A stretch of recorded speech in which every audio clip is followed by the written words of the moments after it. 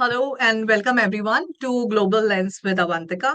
Today, our topic of discussion essentially is about the GST reforms, which have been just introduced a week back, and also how it can change the positioning of India globally. And to discuss about these GST reforms and the changes made, we have Dr. Pavan Chaurasia with us today. Hello, Pavanji. Welcome to the show. Thank you, Ms. Avantika, and thank you for providing me this opportunity to be in your wonderful show and discussing a topic which is of great relevance to all of us nowadays. So glad to have you here. So before we proceed, let me tell the audience. He is a researcher at India Foundation and he comes from international research background with a major focus around West Asia, Afghanistan, Pakistan, Russia, and also Central Asia. So now to start with today's discussion, first of all, uh, just to take the first question, tell us a bit about GST 2017 versus GST 2025, just to lay the ground, how slabs have been deferred and how government has tried to make it easy for the end consumers. Uh, See, before talking about GST 2.0, which is which Mm, the new reforms are being called as, we need to take the holistic picture of what has happened and how it all took place.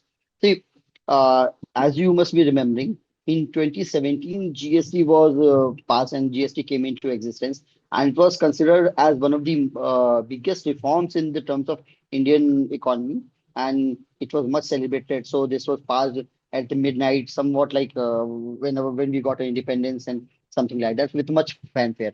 So because it actually wanted to simplify the economy, it wanted to make India more competitive globally. It wanted our exporters, it wanted our businesses, it wanted our consumers to gain from it. And the core idea was that instead of having so many taxes in so many states, we should have streamline of taxation so that customer knows what he's paying, the production producers knows what they are paying, and the governments also have an advantage that they get good tax collection. So that is how GST came into existence. And also it is interesting to note, which I would like to point out, that this was something that got a very rare consensus. I mean, the GST, the passing of GST also is not just an economic landmark, but also a political landmark because it reflects the maturity of Indian democracy, because it was supported by almost all the parties and they had some queries but or some issues, but it was eventually resolved. And the critical element of it was GST Council. You see, in GST Council, there is a system that they have participation of all the states. I mean, the finance ministers of all the states are member of it, and the honorable finance minister, union finance minister, is also member. And interestingly, it is the council is based on the idea of consensus. And you see, you have a union having one third of power, while the states have two-thirds of power. So it also reflects the federal nature of this entire GST system.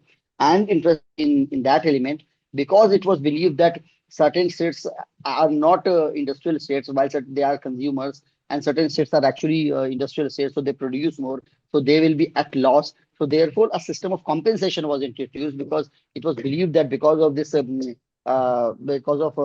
kind of taxation, the producer states may have to face some kind of losses. So, in order to compensate that, the GST Council also had provision of compensation. So, which was to be given to them till 2022.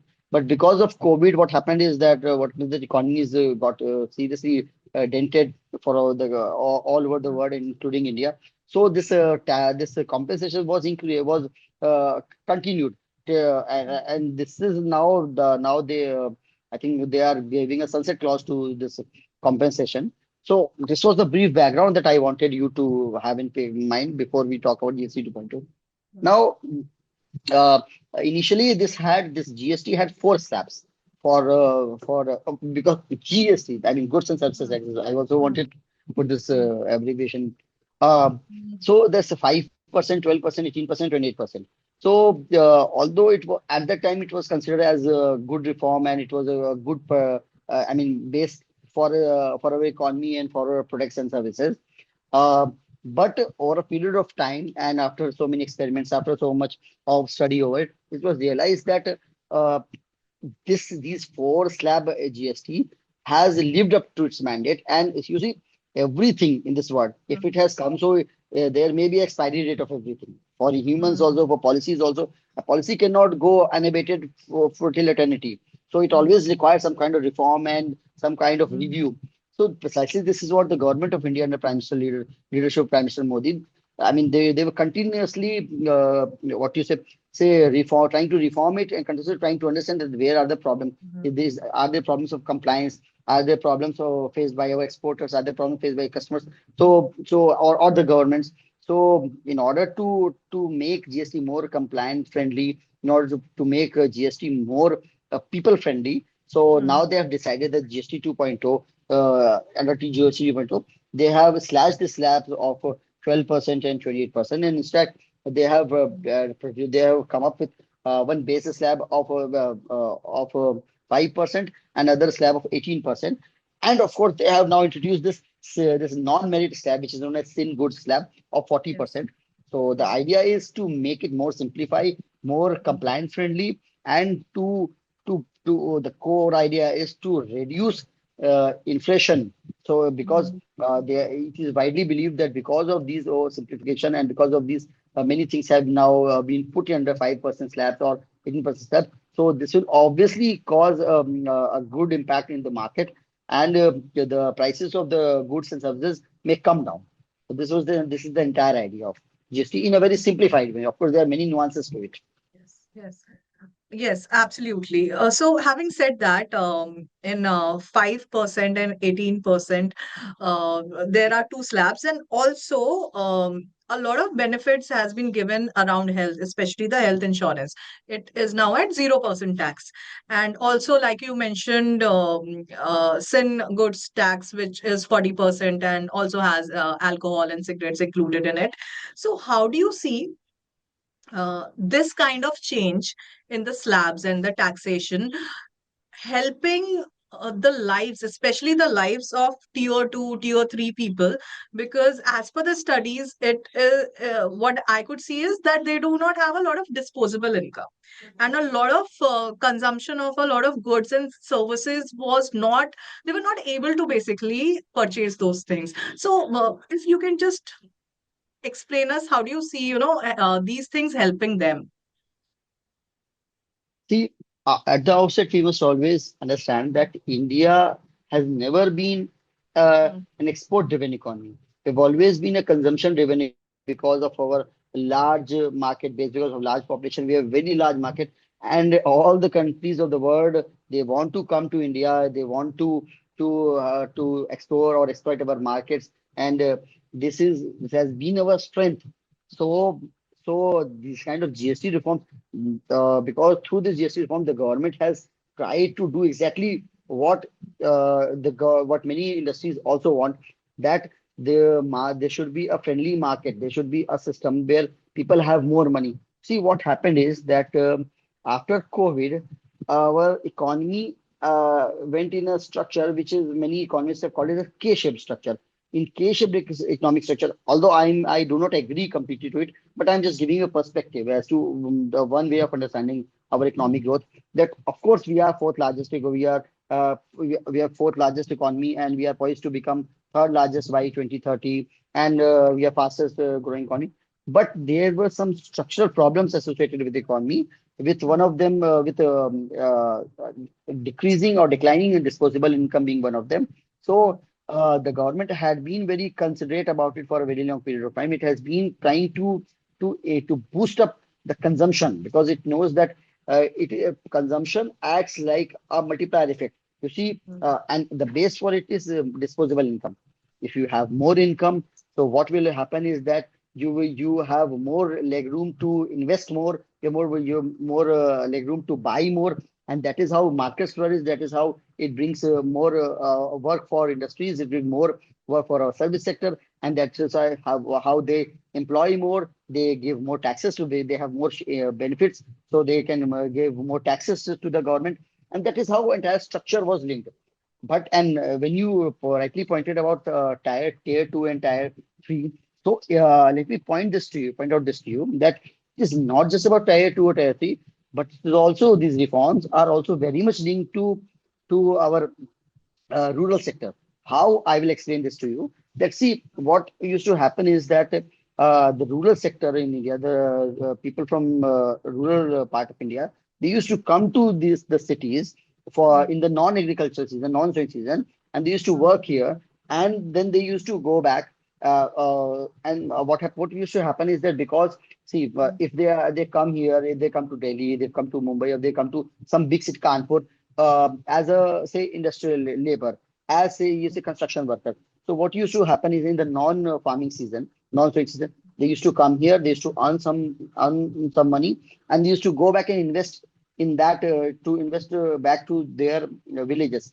And this investment was considered to be what's a long-term investment, and this was considered material investment. For example, if they could earn some money, if they work for 3 4 years, they could earn some money and they could create durable assets, like they could buy a tractor, like they could mm, send their girls to educate to schools and colleges, like they could construct a toilet, or they could construct one more mm, floor in their building. So that is how they used to create long-term and durable assets.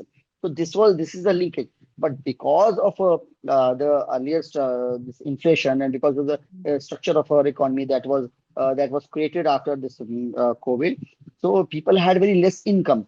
Because of this less income, people could not invest more. People could not say spend more, and that is how our economy was tied up. And the government realized that because of this tied up economy, although you could say that every year GST, this we had a GST of more than 1 lakh crore rupees, GST collection of 1 lakh rupees, but there was structural problem associated with that. mm, GST, as you know, is inflation based tax. So, for example, if a mm, product if a product is of 100 rupees and it has a GST of 12%, so the you can say that the government gets 12 rupees. But if the product becomes of 200 rupees and GST remains to 12%, so now the government gets 24 rupees. You see, so you can say that the government has got 24 rupees. So they mm, have their taxes have their collection has increased, but it is actually not because of the production or not of the consumption, but because of the inflation. See, and mm, now because they have understood the problems, and that is why they try to reduce the entire to reduce this. They've ended slab, and they have brought mm, more goods and services in the 5% sector. They have like ended this GST mm, on health insurance and life insurance because there were a lot of demands. So what will happen is that this will have more disposable income. And when mm, people will have more disposable income, and of course the mm, timing must also be appreciated because this is coming mm. when India is about to move towards a festive season. We have so many big festivals like Navratra, Yes. which is a pan-India festival. Now we have Mm, Diwali, which is the biggest festival of India, mm, and mm, other festivals coming up. So what will happen is that people mm, will have more money, more disposable income. So mm, if for example, if they wanted to buy, say, one mobile phone for their children, so maybe they can buy two mobile children, two mobile phone for their children. And mm, this actually, if you talk about it in the sociological perspective, this actually helps the women or the girls more because mm, if the income increases, so people in a society like India, people mm, have this mindset कि चलो आप बेटी को भी दे देते हैं. You see, this is the mm, fact that right.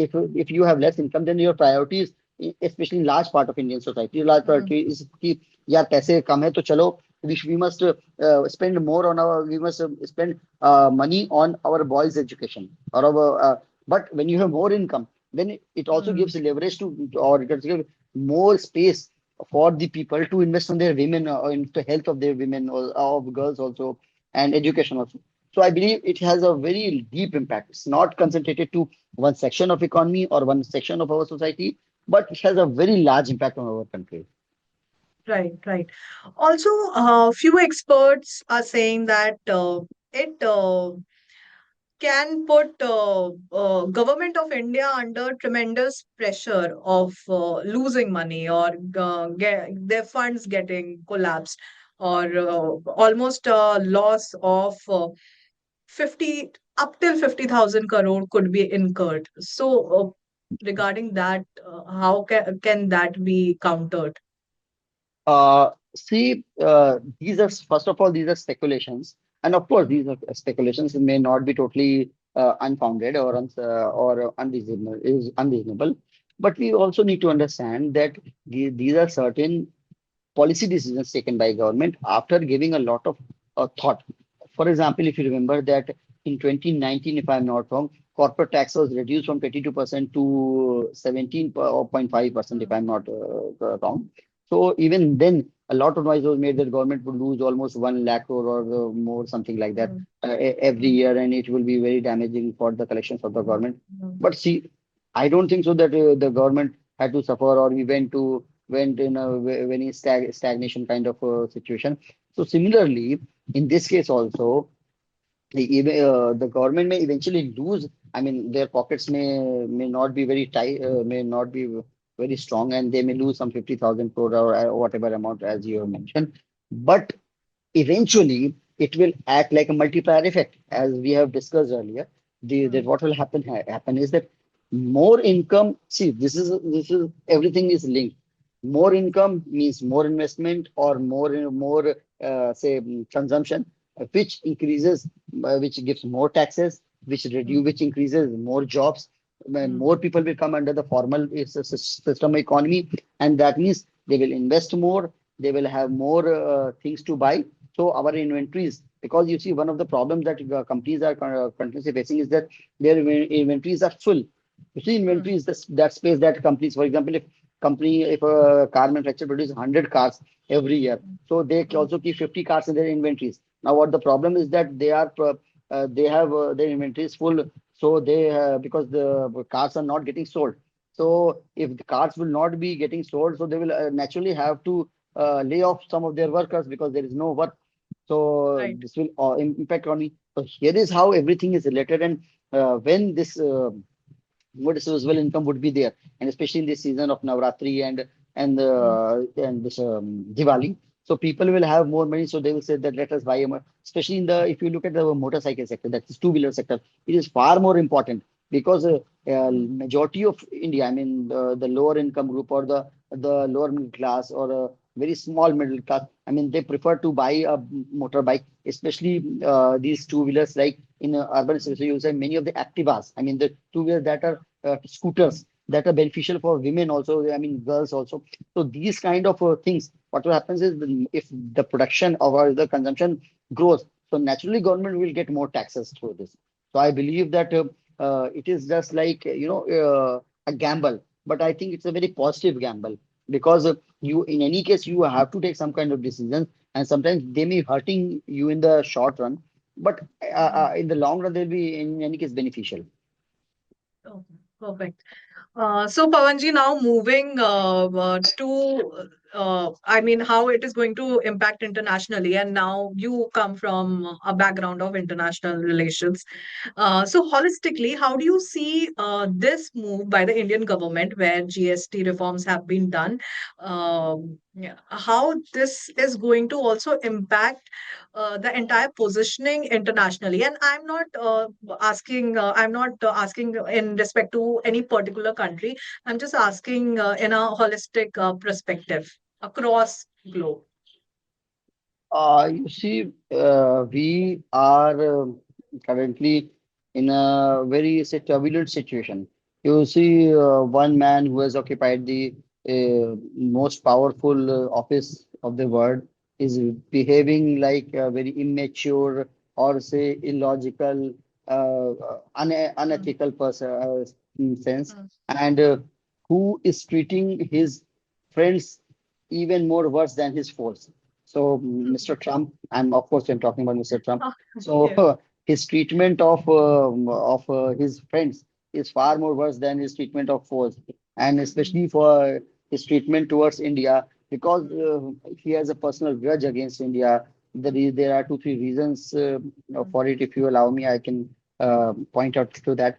Yes, yes. That the first being that his core base or his country, his belief of Make America Great Again is very transactional in nature, and it is his understanding of foreign policy, the complicated issues like foreign policy, like global economy, like diplomacy, is very linear in nature. So, mm, so he doesn't appreciates the fact that in foreign mm, policy and diplomacy, 2 plus 2 may not always be 4. It can be 3, it can be 2, it can be 10, or it can be everything. I mm, mean, it's not linear. So he doesn't understand that having trade deficit doesn't necessarily means that that X country is cheating on you, or they are taking undue advantage of you.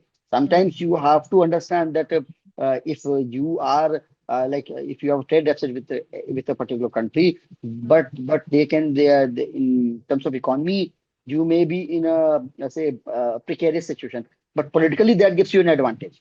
So it mm, is never about, as I mentioned, it's never about 2 plus 2 is equals to 4. It can be 3, it can be 5 also. So he doesn't understand the complexities of foreign policy and geoeconomics. And second thing is, which is of contemporary relevance, is that he wants to be the big daddy of the world. So he always wants to show that all good things in this world, Mr. Trump is mm, responsible for it. So his say his zeal, his madness to get a Nobel Prize for him, to because he sees that Mr. Obama had got Nobel Prize, so I also want a Nobel mm, Prize.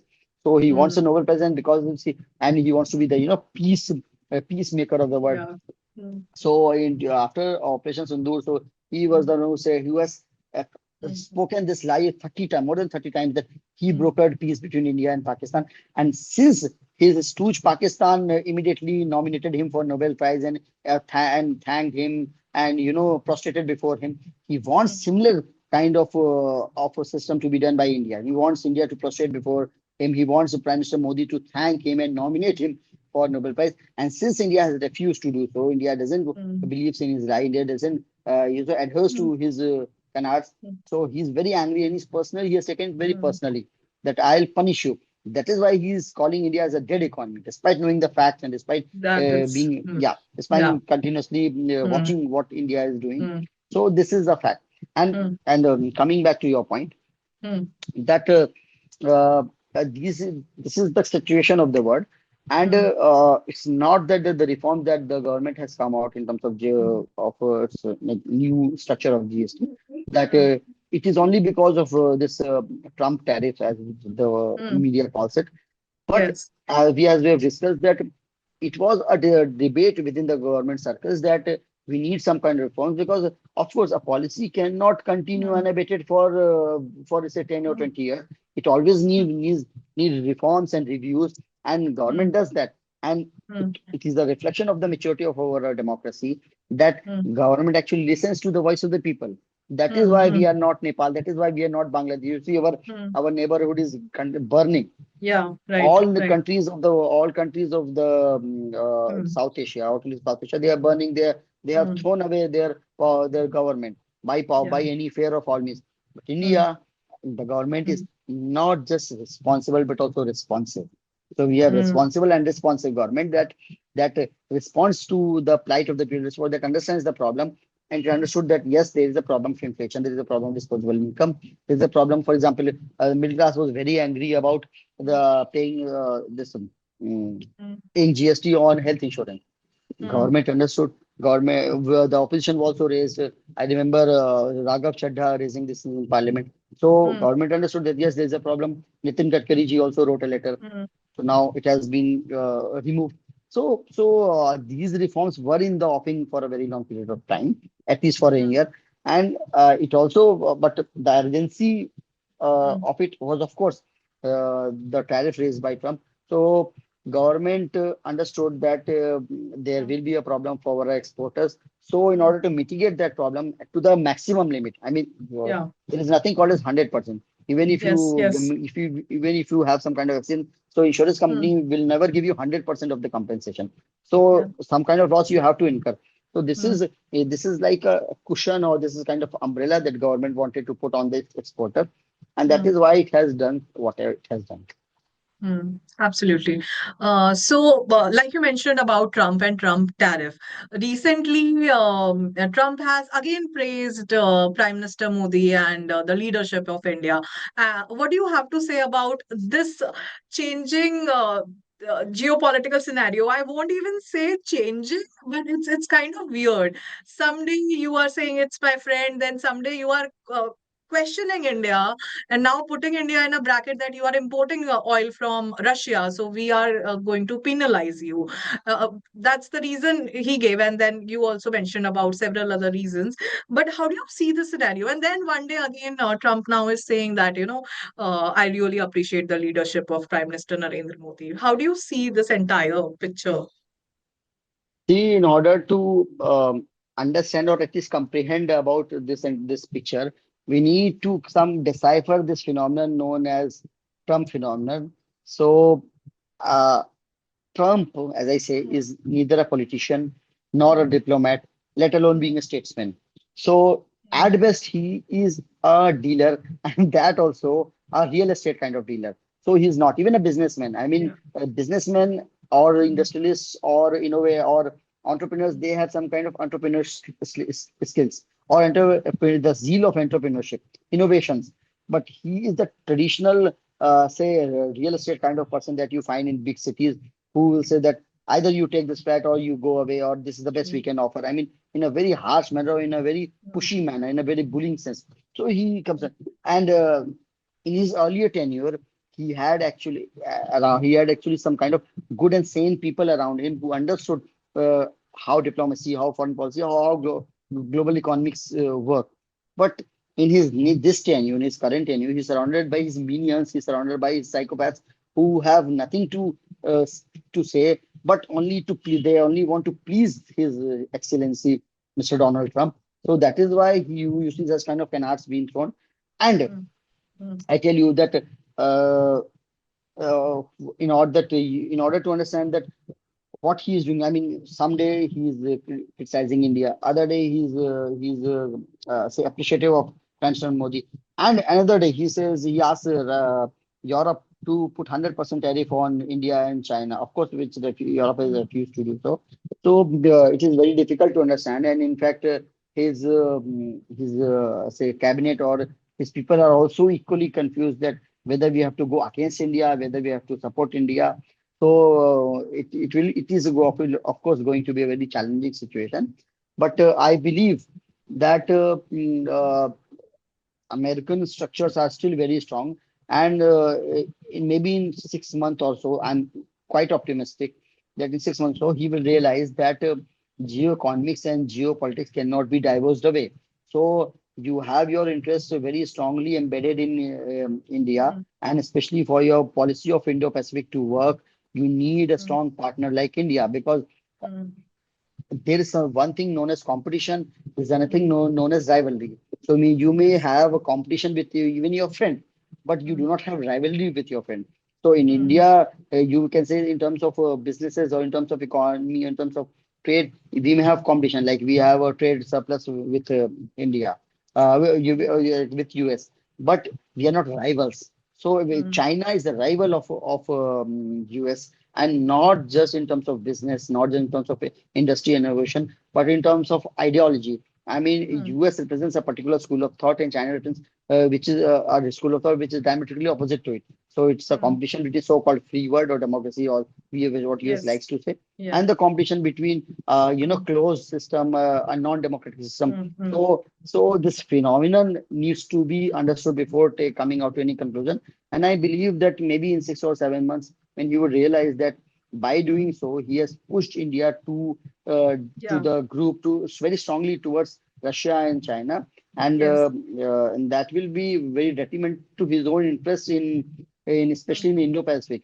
And as I've always been saying that mm, our interests with US have mm, convergence when it comes to Indo-Pacific and divergence mm, when it comes to the Eurasian continent. So mm, support in Pacifics, mm, not support, if not opposition, in mm, continents. So we had a different policy on Russia, we had a different policy on Iran, we had a different policy on Central Asia.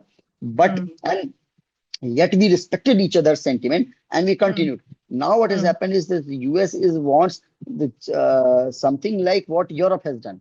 Yeah. European leaders have acted in a manner which looks as if they are secondary to him, as Mm, if we are mm, inferior to him. You see that photograph that became very mm, popular, that all the top European leaders sitting in front of him in his Oval Office, as if they were his slaves or they were his secondary. So mm, mm, can you ever imagine Prime Minister of India? ever mm, sitting in a position in a photo of like this. So Trump actually loves this kind of photos and this yeah, kind of system where mm, your security is mm, outsourced and taken up by US. So India never allowed. These are problems that were there, but now mm. this US administration is very much against this. Yeah, absolutely. So, you mentioned about China and also Russia, and recently when India had participated at the SCO summit, and now India has come closer to China as what we can see recently. But this has happened earlier also. In 1960s, there was a kind of truce, and then the war broke. So, what do you think this kind of situation can lead to? Do you think that India can trust China as of today? See, frankly speaking, China is one such country which cannot and should not be trusted. And I am quite sure that the foreign policy establishment of India understands this far better than you and I, because these people have actually these foreign policy elites have faced the burnt not just once but many times. You see, starting from Pandit Nehru to Prime Minister Narendra Modi, all prime ministers of India have offered them a hand of friendship. Yes. From Pandit Nehru's Panchshir, Hindi Chini Bhai Bhai, to Prime Mm, Minister Narendra Modi going to Wuhan for an informal summit, mm, mm, and his and Xi Jinping coming to India, and you see the very popular photos of these two prime ministers at Mahabalipuram, prime minister mm, wearing the vesti, and you see all these optics and all these measures were taken to strengthen bond between two civilizational states, India mm, and China. If they come together, I tell you that they could actually transform the world. I mean, mm, they could jointly become the leaders of global South, and they could do so much for the global South. They could do for Latin American countries, for African mm, countries, for Asian countries that are left far behind in the race of development. But the problem is the expansionist mindset of China is a is the elephant in the room. China as mm, such is not a problem. Their expansionist mindset that has come out of this mm, Communist Party of China's thought process, it is a problem for the world. Otherwise, we have so many things in common. You see, from Buddhism yeah, to other to believing that the mm, that there is a West and there is the rest. No, the rest is better than yes, the West. It can be mm, done, but you see, mm, expansionist mindset is a major hindrance. And mm, in 2019, when mm, Xi Jinping had come, and just it was not even a year when Galwan happened. So yeah, we had this, we burnt our hands, and mm, from that time we have realized that mm, yes, China, that we need to have good relations with China, but that should not come at the cost of our sovereignty. That should not come at the cost of our security. And this mm, is precisely what we have been doing. So mm, uh, we have clearly spoken to them. We have clearly made them realize that we want good friendship, but that will not come at the cost of we believing you blindly and we giving up our core interests. So the high level talks for regarding borders are continuing. The discussions around pushing about at least nudging China to have a check on Pakistan's terrorist activities are still being done. So it is like that China has also to some extent realized that the burnt of Trump tariffs are not borne solely by India but China also, because China is a primarily export driven economy, and its interest would be hurt more if mm, such things happen. So there yeah, is a level of understanding that has matured on both sides, and that is why we are talking to it. And I also want to make it clear that while talking, we are keeping our national interest at the core and at the top. So mm, nothing is being done by the government which goes on to prove that, oh, we have surrendered to China. No, that is not going to happen, and that has not happened at all. okay. Also, just taking last few points, you mentioned about Trump looking only for the Nobel Prize. So recently, Israel has also nominated Donald Trump for the Nobel Prize. So what's your take on that? See, from his campaign, I mean, around last year when he was campaigning till Mm, today, I tell you, as a expert, as a student of West Asia, if not an expert, as a student of West Asia, I can tell you that Israel could not even have dreamt of having such a supportive president.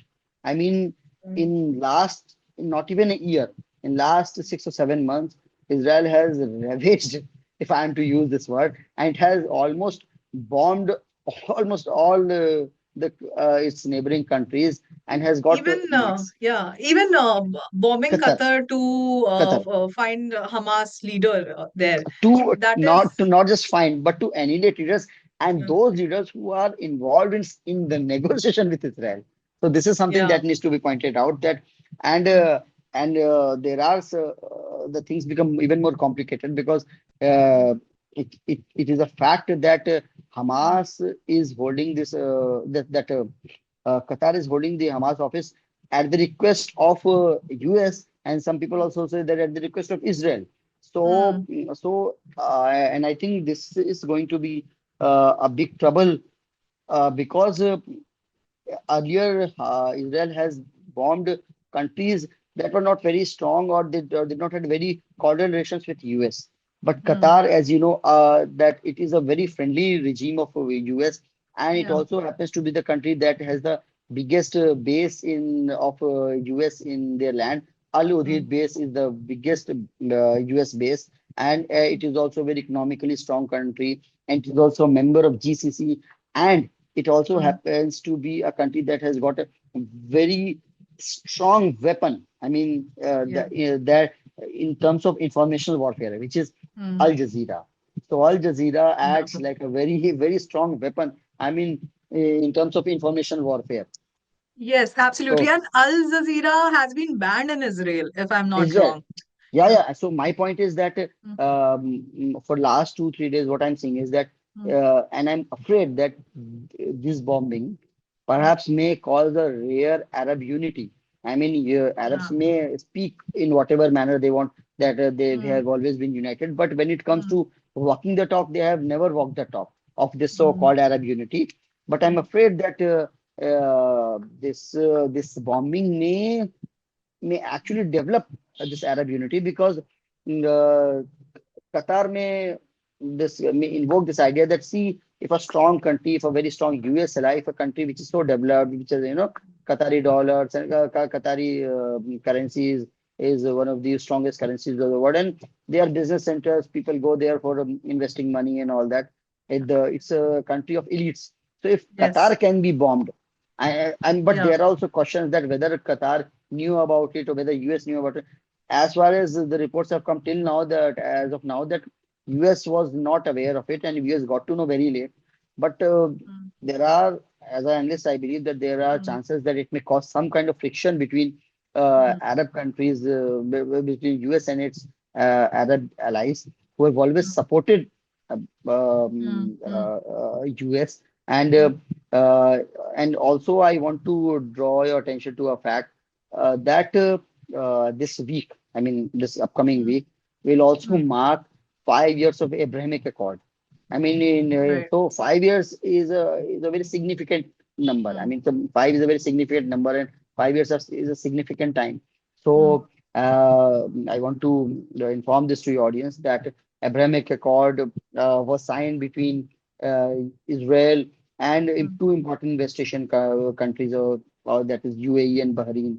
So and others, some couple of some other countries. And it was signed when Trump was president, and it was signed in the thick of COVID.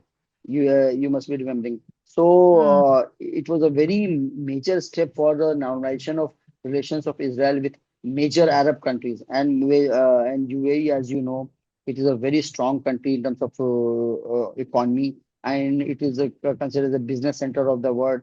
I mean, yes. businesses from all rich people from all elites from all parts of the world, they invest Yes. there, they go there. Mm, So now I'm reading reports that UAE is having a rethink of this Abrahamic Accord.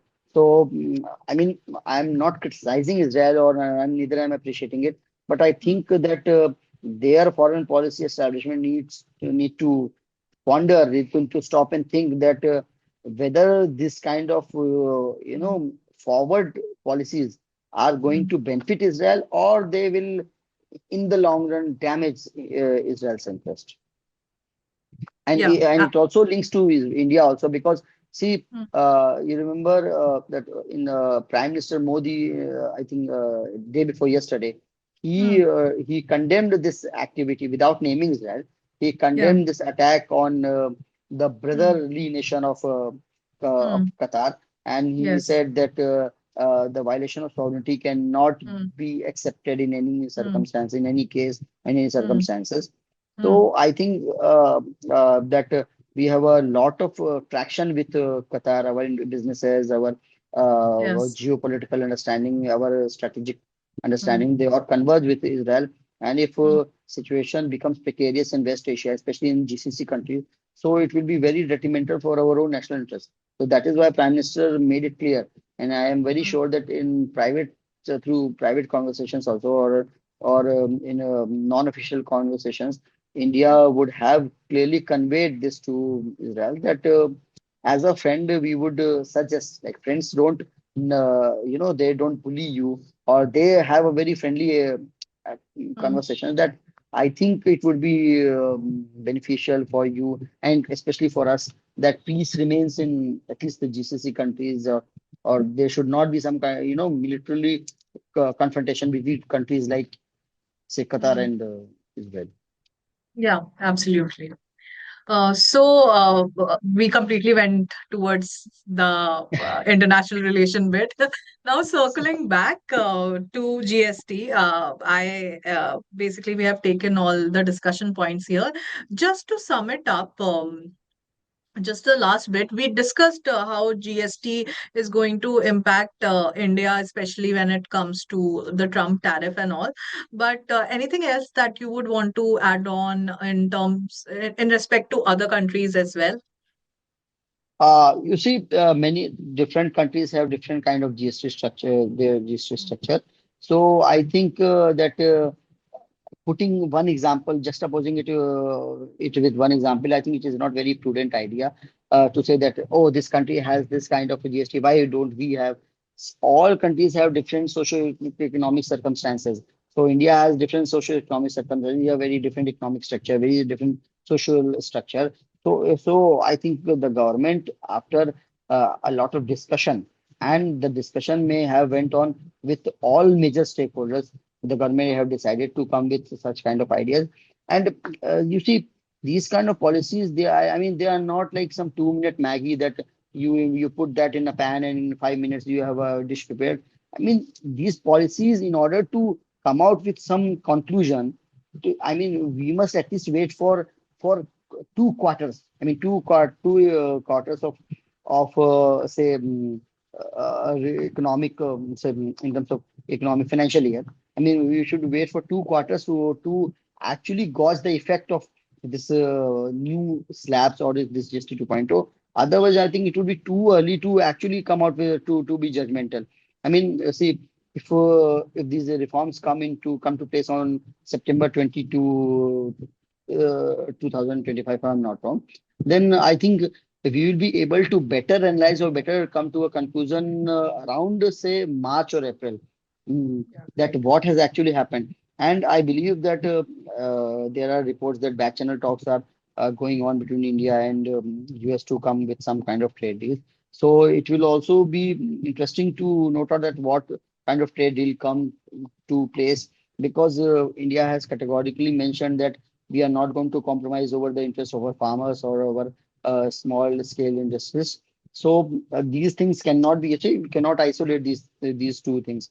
So ultimately, all of us want growth. All of us want our industries to flourish. All of us want our people to become more rich people, more economically well off. So what is going to happen? I mean, we must not come to any early conclusion that, oh, this is the reform, this is the panacea of all the economic problems, or that, oh, it is not going to benefit the Indian people or Indian customers at all. Think we need to wait for at least 6 months or 4 or 5 months to better understand or better comprehend anything about it. Yes, absolutely.